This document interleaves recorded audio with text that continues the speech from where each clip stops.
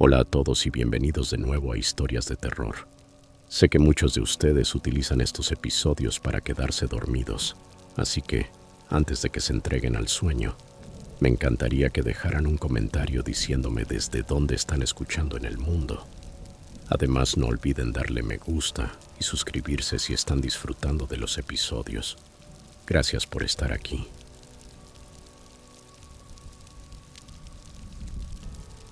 Historia 1. Esto es más bien un relato de advertencia que otra cosa. Sé que aquella noche cometí muchos errores y me hago responsable, pero si contarlo ayuda a que otra persona evite acabar en una situación similar, entonces quizá valga la pena. No soy muy bebedora. Normalmente rehúyo el alcohol, aunque cerca de una vez al mes salgo con amigos y me desinhibo. Esa noche comenzó como cualquiera de esas salidas poco frecuentes. Mis amigos y yo recorrimos algunos bares en la ciudad. Bebimos más de la cuenta, reímos demasiado fuerte y por un rato todo se sintió bien. Hacia el final de la noche todos se fueron, pero yo decidí quedarme. Estaba charlando con un chico que me parecía atractivo y en mi estado achispado pensé que irme a su casa era una buena idea. Todo resultó decepcionante. Digamos simplemente que no valió la pena. Después ya quería irme y volver a casa. Abrí la app de Uber, pero como no tenía idea de dónde estaba realmente, la aplicación no dejaba de dar vueltas, solicitando. Al fin cancelé y lo intenté de nuevo. Fue entonces cuando un auto se detuvo frente al edificio. Sin pensar me acerqué tambaleándome. Balbuceé algo como, "Este es el Uber", y me subí. Ese fue mi primer error. El tipo no dijo gran cosa al principio. Solo arrancó y se metió en la carretera. Yo estaba distraída, rebuscando un cigarrillo e intentando hacer conversación. No fue hasta unos minutos después que me di cuenta de que no íbamos en la dirección que debíamos. En cambio, él volaba por la autopista a casi 90 millas por hora, y era justo el sentido contrario al que yo creía que tenía que ir. En ese momento sonó mi teléfono. Era mi verdadero conductor de Uber. Me estaba esperando, lo que significaba que me había subido al coche equivocado. Y no solo eso, sino que me había metido en el carro de alguien que no era conductor de Uber en absoluto. El pánico se apoderó de mí enseguida. Empecé a escribirle a una amiga, tratando de enumerar los postes de milla a medida que pasábamos. Pero cuanto más lo pensaba, menos sentido tenía. Ella también había estado bebiendo, y aunque estuviera lo bastante sobria para entender, no tenía forma de ayudarme.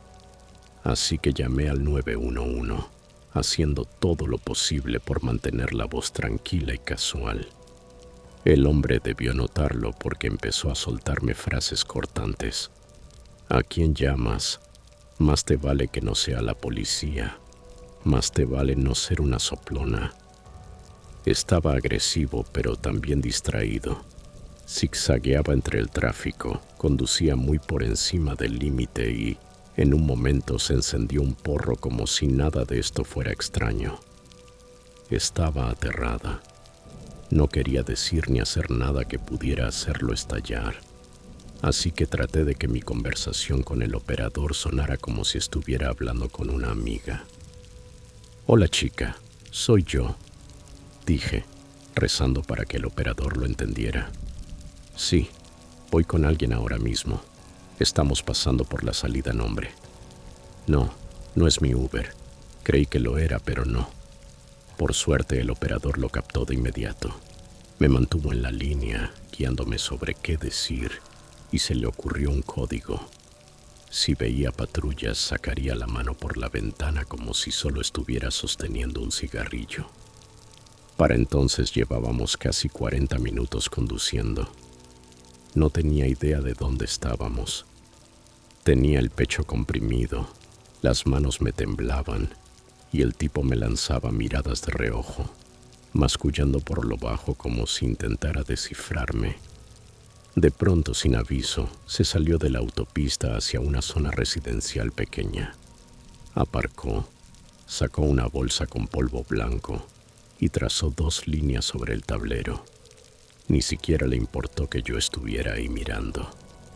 Eso lo empeoró todo 1000 veces, porque si estaba drogado, no había forma de saber qué podría hacer después. Intenté mantener la calma y se lo transmití al operador en clave. «Chica, ojalá estuvieras aquí», dije al teléfono forzando una risa. «Este tipo acaba de sacar la coca. Te encantaría. Se va a dar un buen pase». Fue entonces cuando, por fin, vi luces rojas y azules parpadeando a lo lejos. No me importó si me delataba. Saqué la mano por la ventana y empecé a agitarla frenéticamente. El hombre ni siquiera tuvo tiempo de procesar lo que ocurría antes de que nos rodearan. Los oficiales lo sacaron a rastras primero y, cuando estuvo todo seguro, me ayudaron a salir a mí. Me llevaron de urgencia al hospital para una evaluación. Y no fue hasta que iba sentada en la parte trasera de la patrulla camino allí que supe con quién había estado viajando. El hombre rondaba los 40 y tantos, y al parecer había pasado casi 30 de esos años en prisión federal por delitos violentos. No dejo de pensar en lo fácil que todo podría haber salido al revés si no me hubiera quedado al teléfono con el 911.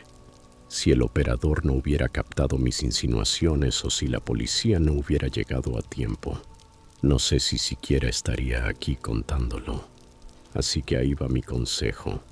Si alguna vez sientes que algo no está bien, pide ayuda y no cuelgues. Mantente en la línea pase lo que pase. Esa llamada probablemente me salvó la vida.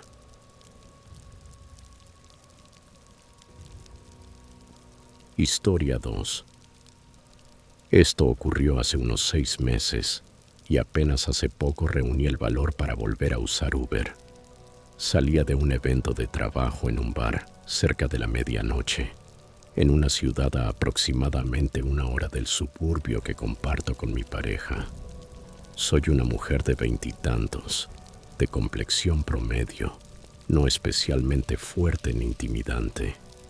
Y aunque esa noche no estaba ebria, sí llevaba un puntito. 3 tragos no son mucho, pero fueron suficientes para mantenerme relajada y quizá un poco demasiado confiada. Normalmente, si sé que me quedaré hasta tarde, reservo un auto de la empresa para regresar a casa. Pero esta vez no lo hice porque no estaba segura de la hora a la que me iría.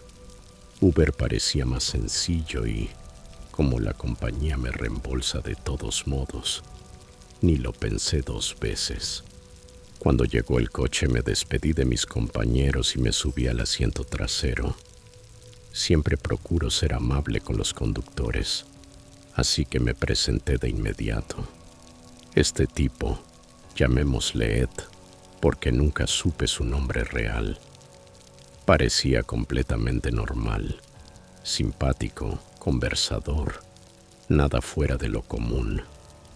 Durante los primeros 15 minutos, más o menos, mantuvimos una charla ligera mientras salíamos de la ciudad. En un momento él mencionó la zona donde vivía, que curiosamente no quedaba lejos de mi vecindario, aunque no estaba para nada cerca de la ruta que estábamos tomando. En ese instante no me pareció raro, solo conversación trivial.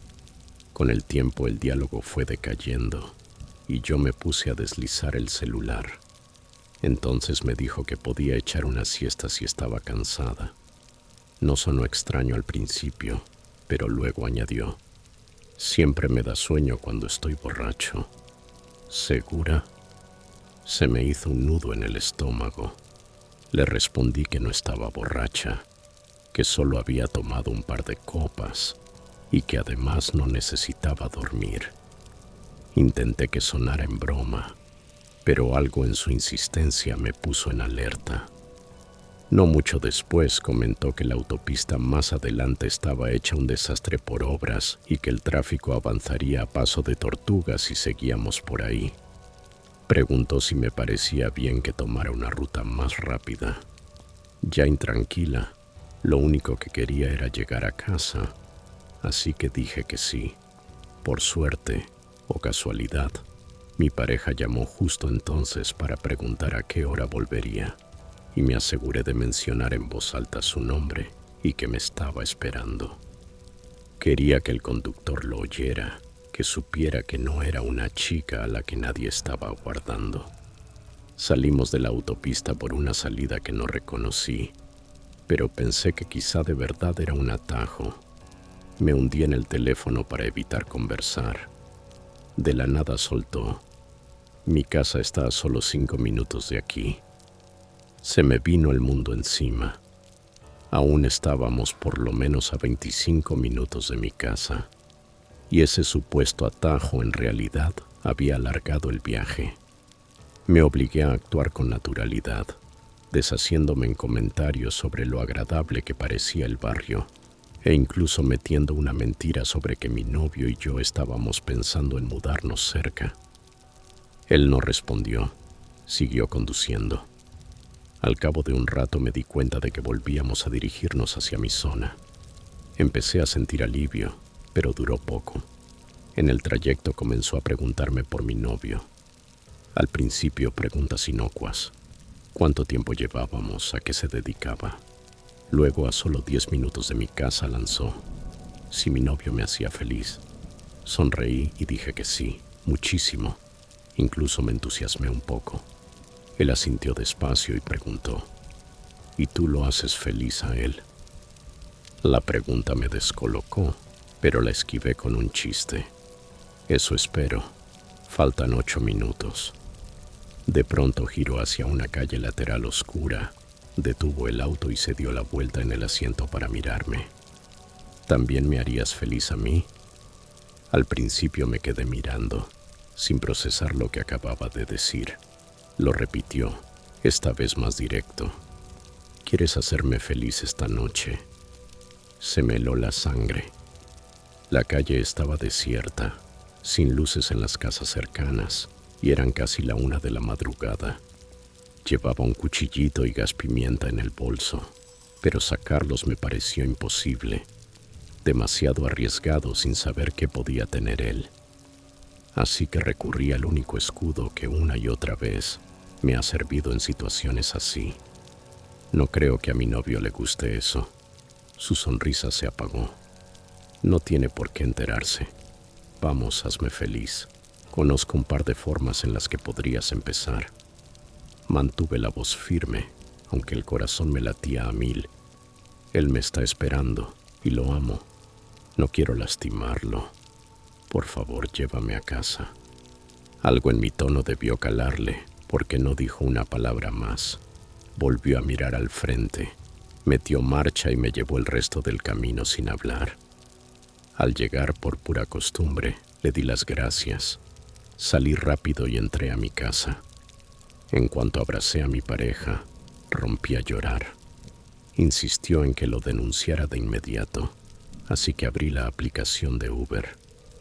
Pero al revisar el historial del viaje, se me volvió a caer el alma a los pies. La foto del perfil no era la del hombre que me había llevado. El auto coincidía, pero el conductor registrado era un hombre de mediana edad, de piel más oscura y con turbante.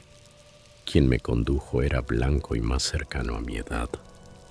Fuera quien fuera, no era la persona que Uber tenía en sus registros.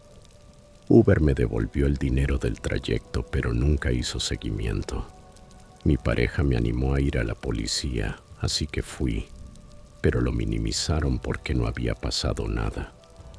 Durante semanas después no pude sacudirme el temor de que él supiera dónde vivo. Con el tiempo se fue atenuando, pero jamás olvidaré lo vulnerable que me sentí.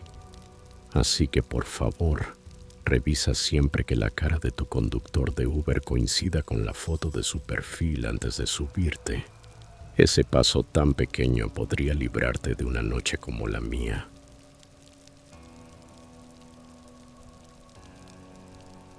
Historia 3. Esto pasó hace aproximadamente un año, pero todavía me persigue por lo mal que pudo haber terminado. Estaba visitando a unos amigos en la ciudad, a una hora en tren del lugar donde vivía con mi novio. Se hacía tarde y el último tren a casa salía en menos de una hora. La casa de mi amiga quedaba a solo 10 minutos en coche de la estación, así que les dije que tendría que irme pronto. El amigo que me había prometido llevarme se emborrachó demasiado, así que me pidió un Uber. Normalmente me habría quedado a dormir, pero estaba en el primer trimestre de embarazo y lo único que quería era volver a mi propia cama, a salvo con mi novio. Cuando mi amigo solicitó el primer Uber, vio la foto del conductor y canceló, diciendo que el tipo tenía mala pinta. Nos reímos, pero hizo lo mismo con la segunda opción, dudando antes de finalmente dejarla pasar. El conductor tampoco tenía un aspecto precisamente acogedor, aunque menos inquietante que el primero. Pocos minutos después el auto llegó. Me subí y el conductor me preguntó de inmediato si yo era Chris, el nombre de mi amigo. Le expliqué que mi amigo había pedido el viaje para mí y que tenía a la pasajera correcta. Me pidió mi nombre y luego remató con: ¿es tu novio?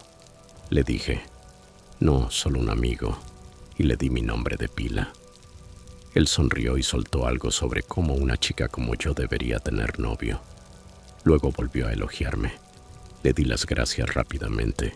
Intenté ponerme un auricular, pero seguía hablando, dando vueltas al mismo tema. Conozco esa ciudad como la palma de mi mano. Había vivido allí y podría llegar a la estación con los ojos cerrados. A esa hora, el tráfico era liviano y casi todas las rutas principales desembocaban en el mismo lugar. Así que cuando vi que ponía la dirección en el GPS, supe exactamente por dónde debíamos ir. La primera instrucción apareció: girar a la izquierda en la siguiente calle, porque de frente había un callejón sin salida. Sencillo, pero en vez de girar a la izquierda, se desvió bruscamente a la derecha hacia un pasaje angosto. El GPS le indicó de inmediato que diera la vuelta. Le dije que ese no era el camino. Solo entonces fingió darse cuenta del error. Se rió y dijo: te llevo igual, si no te importa que corra. Antes de que pudiera responder, pisó el acelerador y nos subió a 50 o 60 millas por hora en una zona residencial donde el límite era apenas 25. Luego, de forma igual de abrupta, clavó el freno en una señal de alto y el cinturón me cortó el hombro. Repitió la maniobra. Acelerones y frenazos fuertes mientras seguía el GPS por unas cuadras. Después directamente lo ignoró y empezó a ir en dirección contraria. Ahí supe que no pensaba llevarme al tren. Le escribí a mis amigos diciendo que algo iba mal y me dijeron que regresara, pero yo estaba empeñada y con la desesperación de dormir en mi cama. Así que intenté razonar otra vez. Este no es el camino. Voy a perder el tren. Él replicó: no vas a llegar tarde, aunque no tenía ni idea de la hora de salida. Un Camaro se nos pegó detrás, lo suficiente como para ponerlo nervioso, y comenzó a murmurar que los policías lo estaban siguiendo. Al principio lo ignoré, pero insistía cada vez más alto. ¿Por qué me siguen los polis? ¿Por qué me siguen? Me quedé callada ahí. Cuando el auto de atrás dobló y se fue, él se tranquilizó. Para entonces me di cuenta de que habían pasado 15 minutos y ni siquiera estábamos a una milla de la casa de mi amiga. No iba a alcanzar el tren de ninguna manera. Exigí que me llevara de vuelta. Él insistía en que sí llegaría, pero presioné más, señalando la hora en el teléfono. Al fin cedió, no sin antes aminorar la marcha en un cruce. cerca de una parada de autobús donde una chica joven estaba sola. Por un segundo se me revolvió el estómago al pensar que quizá intentaba recogerla. Mi teléfono no paraba de vibrar con mensajes y quizá se dio cuenta de que había gente pendiente de mí, porque después de eso me condujo de regreso sin protestar. Al llegar, mis amigos ya me esperaban en la puerta. Salí rápido y entré directo, pero alcancé a mirar atrás y lo vi detenido unas casas más abajo, hablando con alguien con sudadera con capucha en la acera. No sé cuáles eran sus intenciones esa noche, pero me lo imagino. Lo reporté a Uber e incluso en un foro local de conductores, con la esperanza de que nadie más terminara en la misma situación.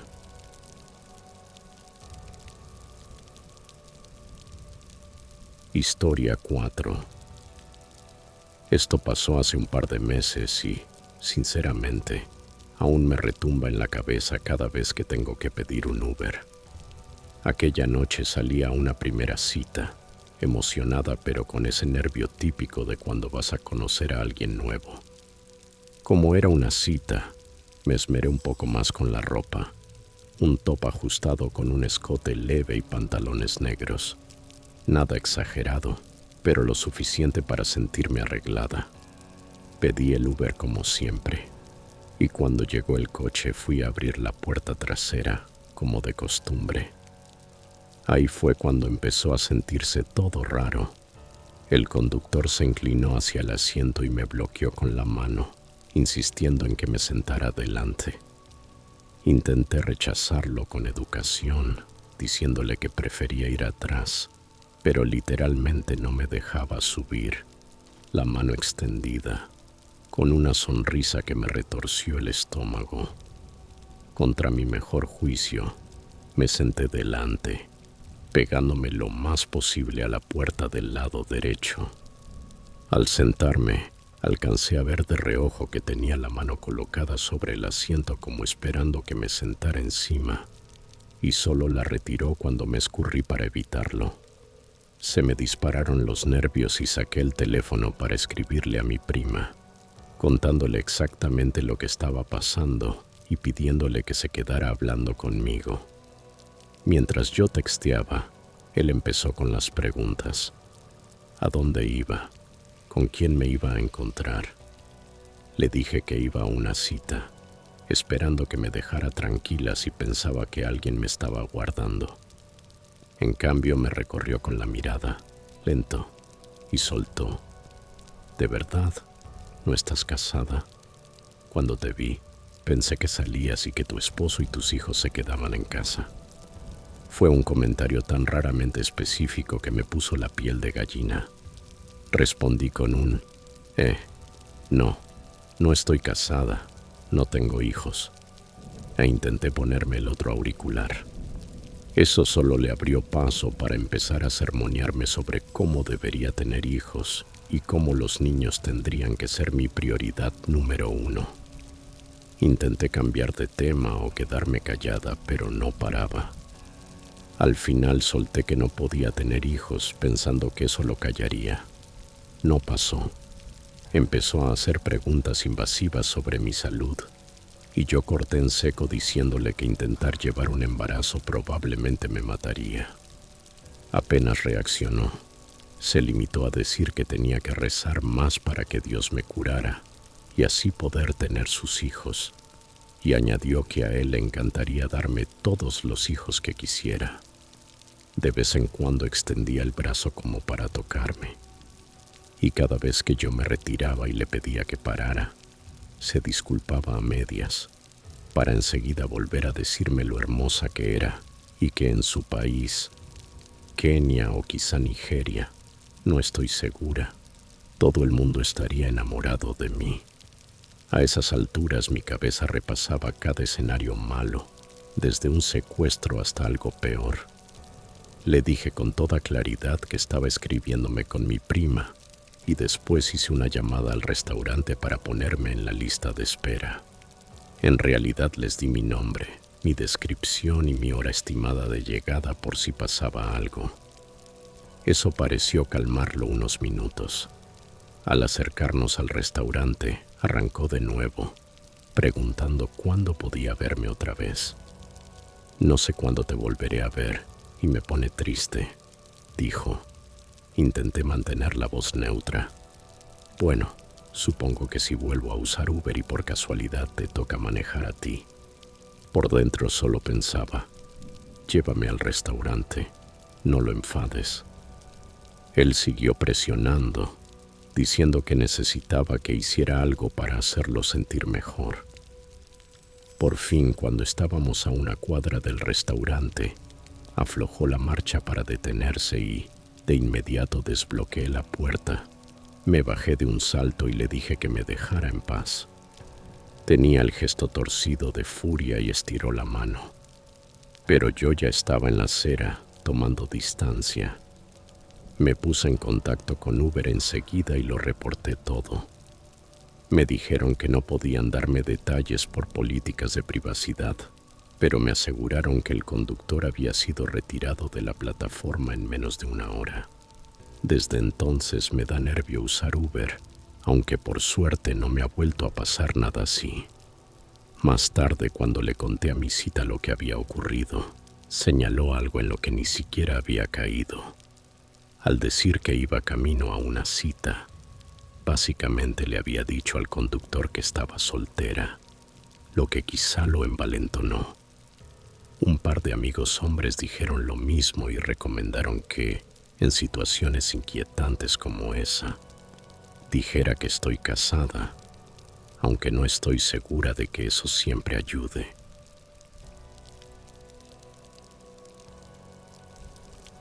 Historia 5. Era tarde, entre semana, y mi novio y yo habíamos estado bebiendo con amigos. Terminamos en el apartamento de otra pareja, a unos 15 minutos de nuestra casa, pero ya se acercaba la hora de pensar en el trabajo del día siguiente. Ninguno de los dos quería lidiar con conducir, así que pedimos un Uber como lo habíamos hecho decenas de veces. Cuando llegó, todo parecía perfectamente normal. El conductor sonrió, hizo conversación ligera y nada en él encendió alarmas. Recuerdo recostarme en el asiento con ese sopor pesado y cansado que te queda tras una noche larga. Al principio, el trayecto se sentía rutinario. Él era amable, el coche estaba limpio y pensé que podía cerrar los ojos un rato hasta llegar. Pero de pronto, como si alguien apretara un interruptor, me subió la adrenalina. Llegamos a una intersección que reconocí. Algo raro en mí, porque soy pésima con las direcciones, pero sabía lo suficiente para darme cuenta de que estábamos cerca del vecindario. Girar a la derecha nos llevaba hacia casa. Girar a la izquierda conducía a un pueblo completamente distinto. El conductor se detuvo en el semáforo y puso la direccional a la izquierda. Miré a mi novio y vi la tensión en su cara. Le preguntó al conductor a dónde exactamente se dirigía, porque ese no era el camino correcto. El tipo respondió con soltura, diciendo que no nos preocupáramos, que era de la zona y conocía un atajo. No era totalmente imposible, sobre todo porque seguíamos en una avenida principal con muchas calles laterales. Así que intentamos relajarnos, pero se me erizaron los vellos de la nuca. Unos minutos después llegamos a otro semáforo y, otra vez, había dos opciones: derecha hacia nuestra dirección general o izquierda hacia el pueblo de al lado. De nuevo activó la dirección a la izquierda. Esta vez noté algo que me hundió el estómago. La pantalla de su teléfono estaba completamente negra. Sin GPS, sin app de Uber, sin rastro de seguimiento. Ni siquiera fingía estar siguiendo indicaciones. Ahí fue cuando el pulso me empezó a retumbar en los oídos. Preparé el teléfono, lista para marcar al 911, y deslicé mis llaves al centro de la palma, con los dedos ceñidos alrededor del llavero afilado tipo punzón que llevo para defensa personal. Mi novio, en cambio, llegó a su límite. De pronto se impulsó hacia adelante, quedando medio incorporado entre los asientos, y le gritó al conductor que nos dijera a dónde demonios nos estaba llevando, porque esa no era nuestra ruta. La reacción fue inmediata. El conductor encendió la direccional derecha, en cambio, y se desvió en el último segundo hacia el carril que iba en la dirección correcta. Su voz se desbordó en disculpas, una y otra vez. Perdón, amigo. Perdón, ya los tengo. Los llevo a casa ahora mismo. Casi como si lo hubieran pillado y estuviera entrando en pánico. Mi novio, todavía inclinado sobre el asiento delantero, fue tajante. ¿Sabes qué? Olvídalo. Nos bajamos aquí mismo. Solo abre las puertas. Y fue cuando la fachada del tipo terminó de quebrarse. Se puso a la defensiva con la voz temblorosa repitiendo: No, no, no. Lo siento, por favor. Ahora sí voy por el camino correcto. Te lo prometo. Ni siquiera se esforzaba por inventar una coartada. Prácticamente admitía por el tono que nos llevaba a otro sitio. Ni siquiera puedo recordar con claridad si nos quedamos en el coche hasta el final o si nos bajamos y caminamos. Era tarde. Estábamos cansados y un poco borrachos, y la adrenalina lo volvió todo borroso. Pero lo que se me quedó grabado fue la imagen de aquella pantalla negra y lo rápido que se echó atrás en cuanto nos dimos cuenta, y cómo el movimiento repentino de mi novio lo hizo cambiar de izquierda a derecha en un abrir y cerrar de ojos. Lo reportamos a la mañana siguiente en la aplicación. Uber nunca nos dijo exactamente qué hicieron, pero jamás nos volvió a tocar como conductor. Y solo espero que fuese lo que fuese, haya significado que nadie más tuvo que sentarse en ese auto preguntándose qué podría pasar después. A veces aún lo pienso y me pregunto cuál era su plan. Sinceramente no quiero saberlo.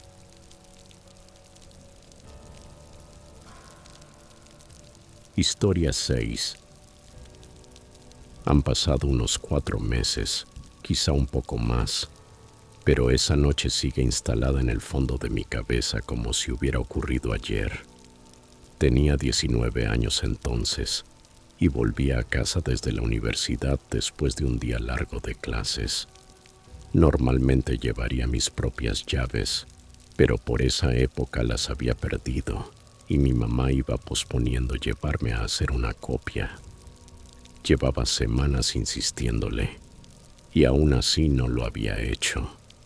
Así que mi rutina se convirtió en tocar la puerta hasta que mi hermano menor viniera a abrirme.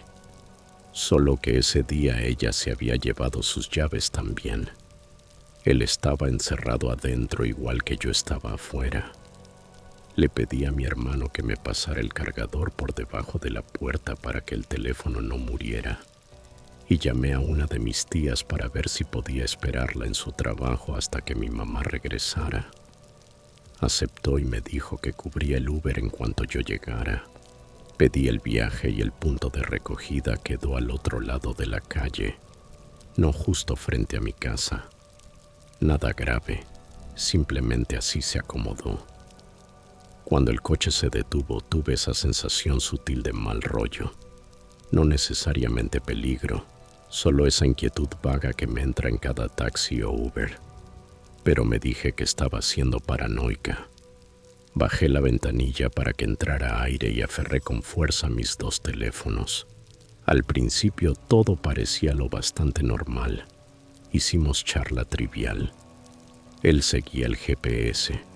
Yo miraba por la ventana, contando los minutos.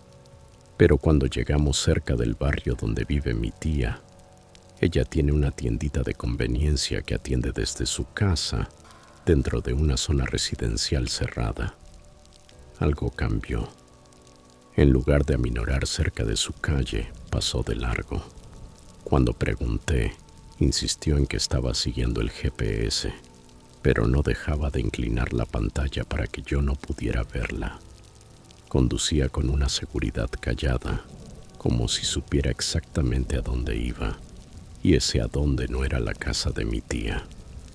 Intenté tranquilizarme pensando que quizá yo estaba equivocándome, pero entonces empecé a reconocer puntos de referencia que no quedaban para nada cerca de su casa, como una fuente que solo había visto cuando mi mamá tomaba rumbo hacia la casa de mi tío, que quedaba mucho más lejos. Nos iba metiendo por tramos de lotes vacíos y casas a medio construir, de esos sitios donde sientes lo lejos que estás de cualquier ayuda. Entonces detuvo el coche. Estábamos en una colina, como en el borde mismo del fraccionamiento, y apagó el motor. Ahí me cayó el 20 de lo mal que podía ponerse todo. Mi teléfono ya no tenía saldo.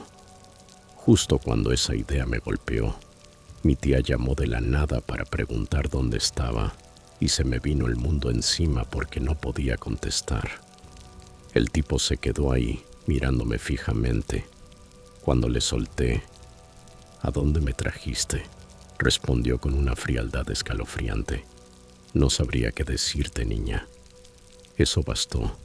Agarré mi mochila, abrí la puerta y dije en voz alta: está bien, yo me las arreglo. Y salí disparada. Corrí tan rápido como pude, sosteniendo la mochila delante de mí, no en la espalda, para que no pudiera atraparla si me perseguía. Mi tía se quedó en la línea mientras yo buscaba dónde ocultarme. Tocar puertas al azar no me parecía seguro, y el carro seguía detrás de mí. Entonces vi un terreno baldío con muros altos de concreto y un portón metálico pesado. Había justo el espacio suficiente bajo el portón para deslizarme. Lancé mi bolsa por debajo y me arrastré después de ella. Dentro había una caja vieja de control eléctrico, lo bastante grande como para ponerme en cuclillas adentro. La abrí y me escondí allí, el teléfono pegado al oído. Casi 2 horas. Me quedé hecha ovillo dentro de esa caja de metal. Mi tía y mi tío estaban en otra llamada, tratando de recargarme saldo y de rastrear mi ubicación en vivo por WhatsApp. Yo peleaba con mi propia aracnofobia y tripofobia por las arañitas diminutas y panales viejos dentro. Me asomé solo una vez para hacer pis y volví a meterme de inmediato. Cada vez que me asomaba, el carro seguía ahí. Finalmente, en algún momento, el tipo debió haberse ido. Mi tío dio vueltas en su camioneta, tocando el claxon hasta que pude distinguir que el sonido estaba cerca.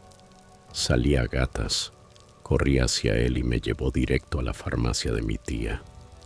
Por un rato, de hecho, me pregunté si no había exagerado, si me había salido del coche como una loca. Pero luego, cuando revisé la app de Uber, marcaba que ya había pagado y que me habían dejado en mi destino, lo cual era, obviamente, una mentira. Eso me confirmó todo. Le pedí a mis tías que no se lo dijeran a mi mamá de inmediato porque ella se altera fácil y no habría ayudado en ese momento. Se lo conté después, camino a por fin sacar la copia de mis llaves. Ahora ella siempre mantiene saldo en mi teléfono. En la familia bromean con lo tranquila que me mantuve y lo rápido que reaccioné. Pero sigo pensando en esa noche y en lo fácilmente que podía haber sido distinto. Incluso envié el perfil de ese conductor a todas las chicas que conozco para que cancelaran si alguna vez les tocaba con él. Desde entonces, dejé de tomar Ubers por completo. Donde sea que esté ese hombre, no quiero volver a cruzármelo nunca.